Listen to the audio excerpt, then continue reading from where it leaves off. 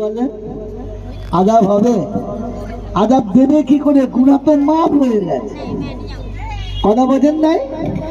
আল্লাহ নিজে বলছেন লাহুম মাগফিরাতুন, আমি তার জীবনের গুনাহ মাফ করে দেবই দেবো।